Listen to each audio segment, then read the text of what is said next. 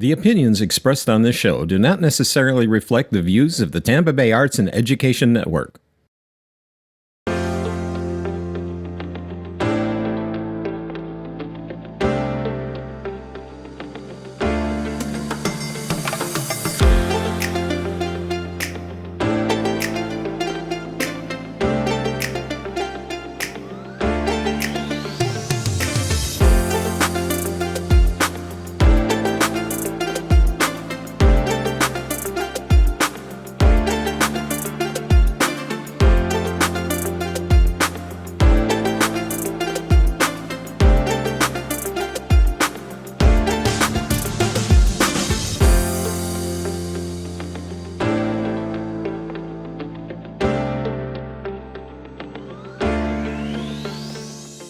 Hello, everyone, and welcome to the award-winning Connecting with Kim here on Tampa Bay Arts and Education Network. I'm your host, Kim Droege. I'll apologize for my voice, but we are having wonderful allergy season here in Tampa Bay, where we filmed this show. And every time I think I'm going to get better, comes back again. So I'll keep drinking plenty of water, and we'll be fine. So thank you for joining us today. We have another great show coming up. Before we get started, we want to ask you to like and follow our Facebook, Instagram, and X account, where you will find all the information about the show and about the guests and their passion and their calling and what they're involved in, as well as my honor wardrobe, which comes from the Spring of Tampa Bay's boutique, which is now located at 4415 West Osborne here in Tampa. And the net proceeds of both the boutique and the thrift store support their mission. And what is their mission? Providing safe spaces and empowering services for survivors of domestic violence and their children. And you would make me very happy if you would go and shop there, because as you can see from what I wear every week, there's really great stuff to find there. So thank you for that. And we also want to mention that you can catch the audio of our show, thoughtfully provided to our partner, Sun Radio, 96.3 FM, and on your favorite streaming platform, where you can listen to Connecting with Kim Monday, Wednesday, and Friday at 3:30. Okay, so another great show coming up. I'm so thrilled because he's been on my show in the past, but from a different perspective. And so I'm so glad to welcome him back, because now Chris Boles is our Hillsborough County Board of County Commissioners, County District 6, which is countywide. So welcome back, Chris, to Connecting with Kim. Glad to be back again. You're one of my favorite people in Hillsborough County. Well, you're one of my favorite people in Hillsborough County, so we're going to have a love fest. Yeah. So, it's certainly thinking back to the radio days. That's where we met. Quite a few shows on there. Did. And so glad that you're in this forum. I mean, TBAE is a wonderful network and does great things for Hillsborough County. Love it. Thank you for saying that, because we think we do too. And I appreciate that you feel that way and that you would voice it for us. Absolutely. You're our advocate. I am an advocate, absolutely. There's a lot of good things that come out of this, and a lot of good messages and shows are produced here. Are you blushing in the control room? Yeah, I want to. Say that. I'm honest. Yeah, honestly, you are. I do feel that way. That's one thing we love about you is you are authentic. Yeah. We always start the show the same way, as you know, and so share as much of your life journey as you feel comfortable with. Sure. And that'll bring us to what we're going to talk about, which is, your new job as a county commissioner. Okay, so been here since '88 in Hillsborough County, native Floridian. Been moving north of Miami for the last 56 years. Have settled here and worked at Moffitt Cancer Center for a while, got married, had a few kids, and joined the fire department in '96. Worked for the fire department for 96 to last year, so 28 years or so, and ran for county commissioner and won. So that's the really condensed version. A lot of stuff in between there. Retired as a battalion chief, was very active in our fraternal labor organization with the firefighters, was politically active as well on local levels and at the state level, but all that kind of led me to where I am today. And kind of when we were first introducing ourselves to each other, I was and still am an advocate for the Station Saves Lives campaign. And that was something that the firefighters here in Hillsborough County were kind of putting forth to raise awareness about call times and the ability to respond in a reasonable fashion to emergencies. So it kind of goes in along with the master plan with the fire department at least. Well, there's also the other things that fold into that, right? So it's not just put a fire station there. Well, if you put a fire station in the middle of a cow pasture, great, but you got to have roads to get to it, and you got to have the ability to, get through traffic, manage all those other things that come and go with it. So you can't just look at it in a vacuum. You got to think about it from the perspective of where's the growth happening, where are the call ratios, how is our the traffic zones, all these different things fold into it, which is infrastructure. So all of that kind of plays into all the big picture plan, and that seems to be one of the things that I wasn't fully aware of, how much that is really going to occupies the time of a Hillsborough County Commissioner. Well, on top of everything else. It's top of everything else. Well, we did 4 wonderful shows together in the past on Connecting with Kim when it was a radio show. I remember we started with the basics, what happens when you call 911. Yep. And then we always called you the money man because you were involved in the charity and the all the other organizations affiliated with Hillsborough County Fire Rescue. And you always The seemed... treasurer. You were always the treasurer. You were always the treasurer. I was always for the PAC, for the dollars. charity. Yeah, this is how you managing money is important to me, and spending money, reasonably Wisely. and wisely, and being accountable is again important. Okay, so you decided to run for county commission. I remember the day you called me, and I was like, yes. And but now we're how many days into it? About what, 100 days? We said maybe So something like was that. Since last November, because you pretty much take over as soon as you get 14 elected. days after I was elected, Yeah. we were sworn in, Yeah. which was So it's been about 5 months. Yeah. So it's I actually kind of toyed with the thought of putting something out my first 100 days. That's kind of, I was like, well, that's kind of. Well, what's been your big? You already mentioned maybe one of them. What's been your biggest surprise since you become a county commissioner? Because there's one thing looking at it from the outside. There's nothing looking at it from the inside. Absolutely.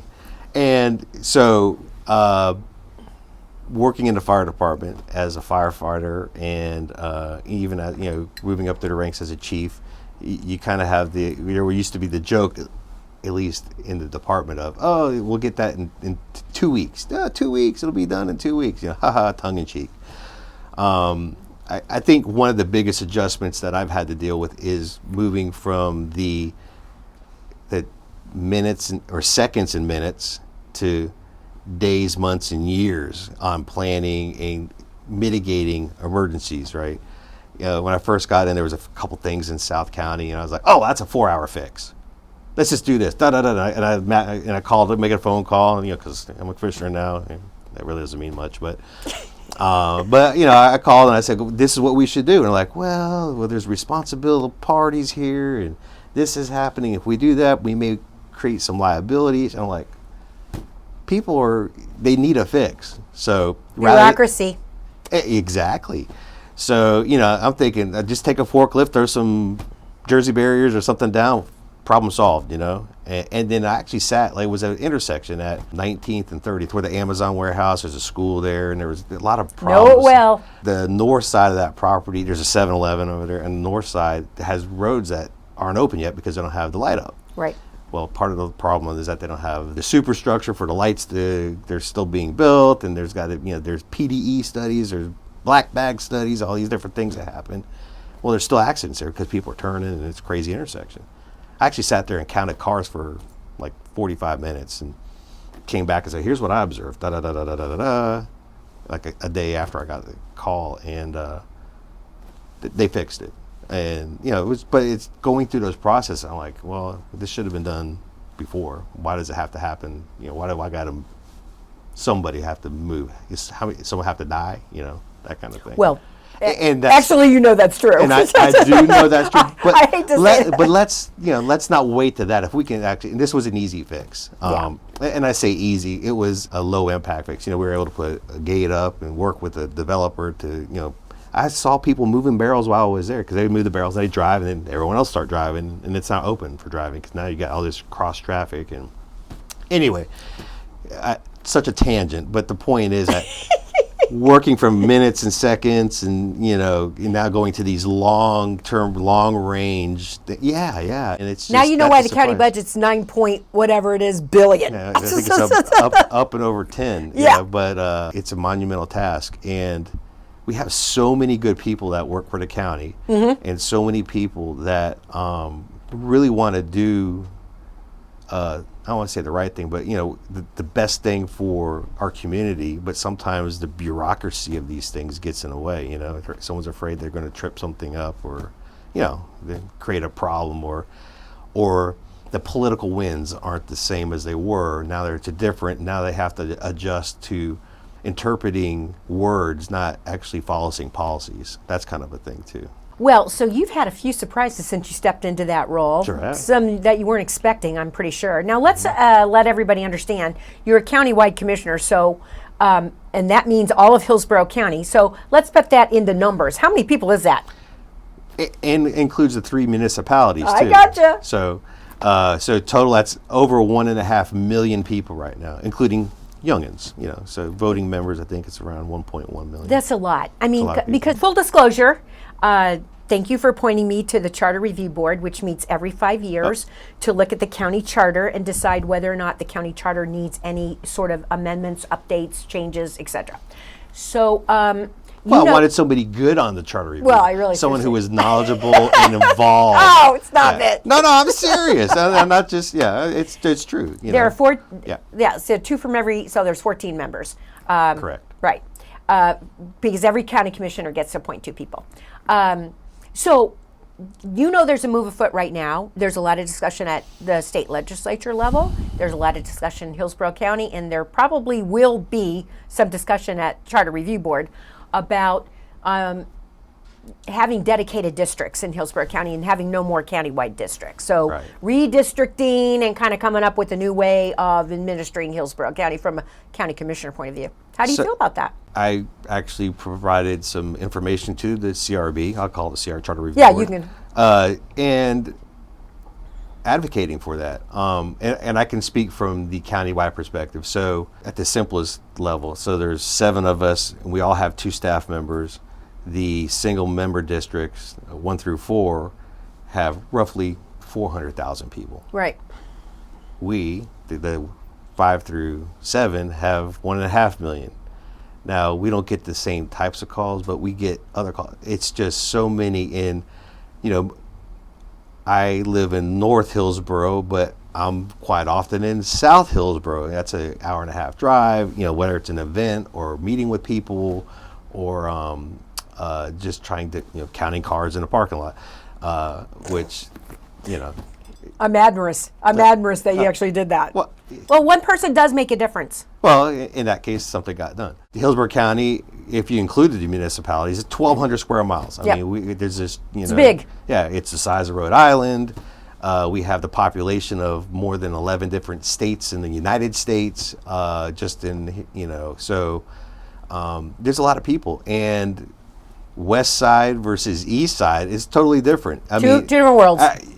Last night I heard you say something on the CRB about you'd love to draw the line. There was a. No, that was Melissa. Was it Melissa? Oh. Well, because there's also talk right now Of splitting the county. Because the county's too big. So, But that's kind of a pie in the sky thing. No one's going to let that happen. I don't see that happening. Maybe. Who knows? well, I don't know about that. I think there's always been this traditional. And so I am not necessarily a favor of adding bureaucracy, adding more levels of in. Right. However, because adding more board members kind of adds more people, so it's, but I think though representation, let's see if that works before we talk about chopping the county in half. My idea is we just take Hillsborough County and we slice it into 7 horizontal districts. That way, each one of you on that board is responsible for every kind of resident in Hillsborough County, from the waterfront people, urban, all the way to the agricultural people, because each one of them has a stake in the life of Hillsborough County. You're absolutely right. And I think though, I think some of the problem, or some of the concern, not a problem, some of the concerns is that if you get rid of the countywide, who's going to think of everybody? I'm just going to think of my district, or I'm just going to take care of my people. I don't see that with the single member districts. I don't either. Currently, especially if you're responsible for every kind of resident, right? But even currently, I mean, they know. Yeah. I mean, people care, and there are little fiefdoms out there, the community plans where what happens at Keysville is different in Keystone, which is different in Balm, which is different in Plant City. There's these little pockets of I want my community this way, which is great because that attracts a certain type of person, and typically maintains a certain aesthetic to the area and kind of makes it yours, right? Ultimately, I think with the going to whether it's 7 or 9 or going to see whatever it is, and the numbers, increasing the numbers kind of more aligns it with I represent more people than representatives that are in Tallahassee and senators, that are up there. We have more people that we're responsible for certainly as a countywide, and even as some of the single members than representatives do. If you're just joining us now, connecting with Kim, my guest in the chair is Chris Boles, who is the District 6, which is countywide, county commissioner on the Hillsborough County Board of County Commissioners. So anyway, the original reasoning, because it survived several charter review boards. It has. Was that this way, when you have the 2 countywides and the other dedicated districts, that the majority of residents and voters in Hillsborough County elect the majority of the county commissioners. If you go to single districts, dedicated districts, they don't get to do that. So that survived many charter reviews. It's been challenged many times. My thing is, but if you look at District 4, it's huge. It's huge compared to the other 3. I mean, it's like, seriously? I mean, it goes all the way from one county line to the other county line. And then over. And then over. And then wrap around. And then the historical, my parents have been here since '89, so the historical argument is that East Hillsborough County, unincorporated, I like that better, unincorporated Hillsborough County, which is most of the residents and certainly most of the money, gets overlooked. And they finance all these things that happen in the western parts of the county that they don't benefit from, so necessarily. So that's kind of been historically. There's been a tilt, though. That wasn't early on. No, because City of Tampa, exactly. City of Tampa was and it still is the economic hub for Hillsborough County. There are a lot of development, a lot of where offices and that kind of thing. But that has shifted over the years. So now, like you said, Eastern County is just exploded. Unbridled growth. With that. And to your point, one of the things that I am an absolute proponent of and is trying to bolster our infrastructure. And I know that there's been, questions about, why are we doing it in a particular manner? Why did we just move, or why are we considering moving the urban service boundary into include these? We should have these studies. Well, there have been studies to allow that, kind of like we're doing with the I-4 and the Little Manatee. There's these look backs, right? But before we can really get into how it's going to impact the community, you got to have, it's the first step. You can't, it's cart before the horse thing. No. So you're still looking, you got to approve plan developments, you got to go through zoning, you got to have the traffic zone. All these things will now come before there's this rubber stamp to put 4,000 homes out there. That's not going to happen like that. And one of kind of a goofy thing with the Planning Commission is that it is. Well, they were a big topic last night. Well, yeah. That CRB. No, and I mean, it's the rules that if you look at a piece of land, it could have 2,000 acres, and 1,000 of those acres could be occupied by a huge lake, natural preserve, but they don't consider that when they initially say we can put 4,000 homes there. Technically, on that one, they could say, well, it's really like 1,000 because you have all these other, concurrent issues that got to be addressed as well. So when people hear these numbers, they hear numbers that aren't really true. It's true from the position that if it was nothing but concrete and a prairie land, yes. But when you start factoring in the ELAP properties, where there's wildlife corridors or there's wetlands, right, wetlands, lakes, right, and then the mitigations that got to happen so that if you put so much non-pervious ground, you got to build these other things. So you start stripping away some of these things that that really aren't true in a way. They are, but they're not. you got to look at you got to kind of dig down into it. Well, the legislature's kind of, they're kind of very interested with districts, dedicated districts, term limits, these kind of things. And they're still mulling it over. I mean, we are, halfway through? This week was halfway through the session, or last week was halfway through the session. So from that perspective,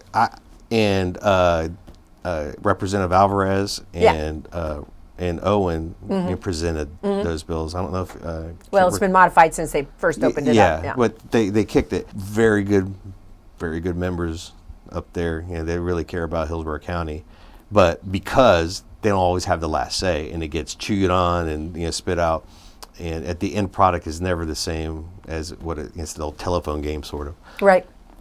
That's why I thought, from my perspective, that I'm a big proponent for home rule. You know, what's good for Jacksonville and Miami and Orange County is not necessarily good for here. Right.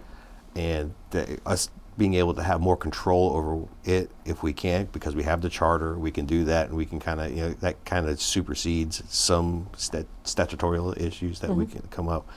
Let's control it ourselves. And then, as opposed to letting somebody else do it, and then the panhandle. Term limits. I'm good for term limits too. I know you are. I believe in term limits. And we're going to do, I'm also at Tiger Bay, and we're going to do a program on term limits, because it's 25 years of term limits. This is the anniversary. We're going to take a look back and see, are they helping or are they hurting? I certainly think on a county level, we need term limits in general, because, the way it's been working with Countywide and dedicated is people just keep hip-hopping, and then they end up being there 25 years. Yeah? Right. And same thing happens on some of the commissions and the committees and whatnot on the county. People are serving multiple times when probably cycling some new people through and getting some fresh blood and perspective might be more in order. Yeah, I absolutely. I agree with that. What those should be, I don't think that, perpetually. Is it 8 years? Is it 6 years? Is it 12 years? Whatever the number ends up being, there should be a definitive line that it gets stuck. One of the things, and I'll use a term that one of my friends used to, getting spooled up on some of this stuff. There's a lot to ingest and to try to figure out. I believe I had a slight advantage because I was a staff member. And, I used to kind of joke that, staff stays and elected officials come and go. And that's the absolute truth. I've worked with people since '96 that are still there, and they've risen up through the ranks of their departments. And it's great because you form not just transactional relationships, you form friendships. And then you can kind of look beyond the old, is it, okay, he just wants this or she wants that. It's, hey, let's try to build something together because the type of person I am, and that way we can kind of maybe move the ball in a direction that doesn't look so, like we're just chopping things off. Well, it's gone. As opposed to, is there a reason why we need to keep this? Tell me why we should, and let's see if we need to, or maybe we can find a better way to do something with it, whatever that is. We have 3 minutes left. Oh my goodness. I know.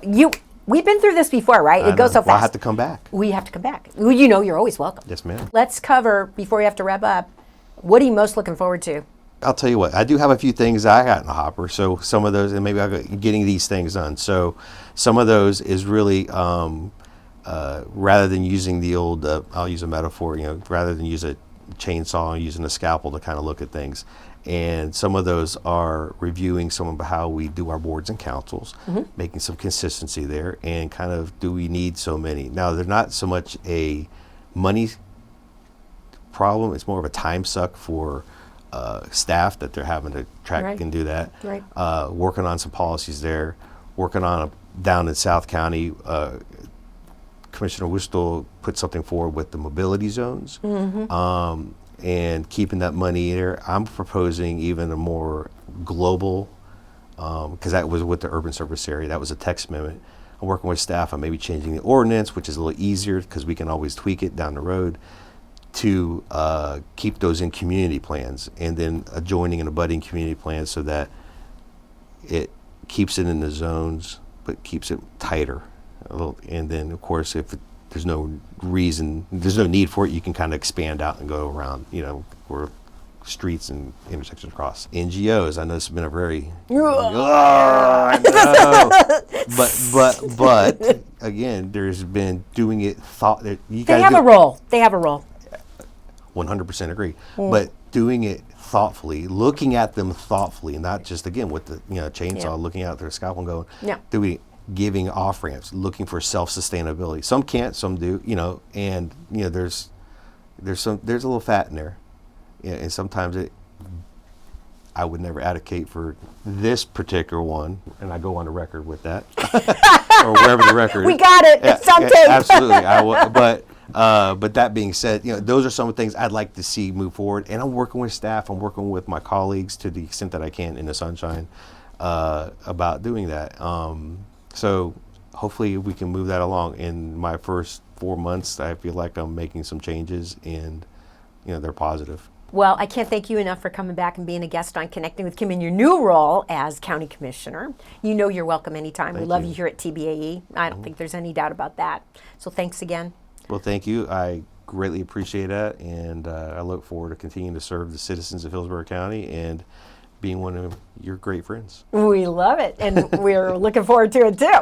So, unfortunately, that is all we have time for today on Connecting with Kim. I want to thank my guest, Chris Boles, County Commissioner for District 6, and I want to thank my sponsor, the Spring of Tampa Bay, for providing my on-air wardrobe. They always do a great job. And I want to thank my TBAE crew and family for always having my back. So, come back next week for another exciting episode of Connecting with Kim. Bye.